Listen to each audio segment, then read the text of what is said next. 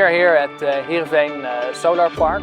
It's Shell's first greenfield solar project in the Netherlands, where the land option was signed in 2018 and the development team was able to secure permit, revenue and the grid connection in the 2 subsequent years. And we're here now during construction phase of a project that will ultimately sell the power to Shell Energy. So it's a good example of an integrated project.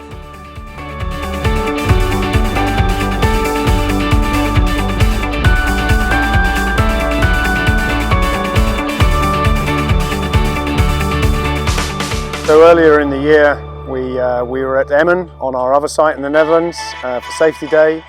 And at Safety Day we all have a personal safety pledge. My safety pledge was to bring my colleagues from the office to the site for them to get a wider appreciation of the HSSE risks, but also the details of how a solar site is constructed. My key learnings is that this trade-off includes not only on the financial impacts, but also on the efforts and HSSE exposure between these 2 phases.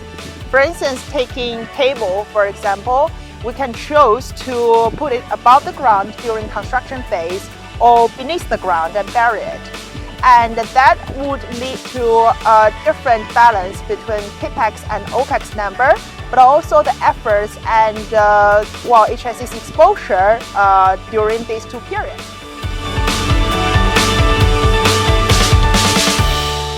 So one of the things we concentrate on is bringing all the materials and all the waste materials back to a central point. We separate into various different skips.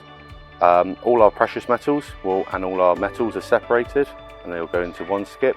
With the money that we raise from that, we are donating to a local hospice, to the local area that has been hand selected to give something back to the community. Today I learned that some of the design choices that we made during the permitting stage, in particular relocating a canal or a dredge for about 30 meters, had a significant impact on the CAPEX cost, but also on the wider construction process, as heavy machinery had to be brought in and lots of renegotiation had to take place with the water authority on what could or could not be done.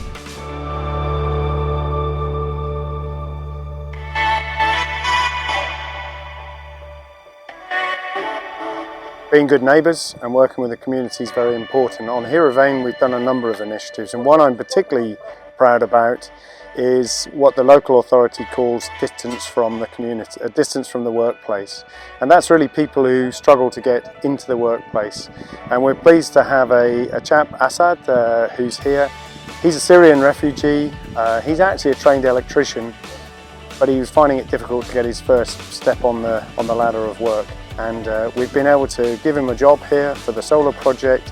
He's learned a lot of new skills from the solar side of things, but it also boosts his confidence and gets that all-important line on his CV, shows he's a reliable employer, and it will help him in his next step into full-time work.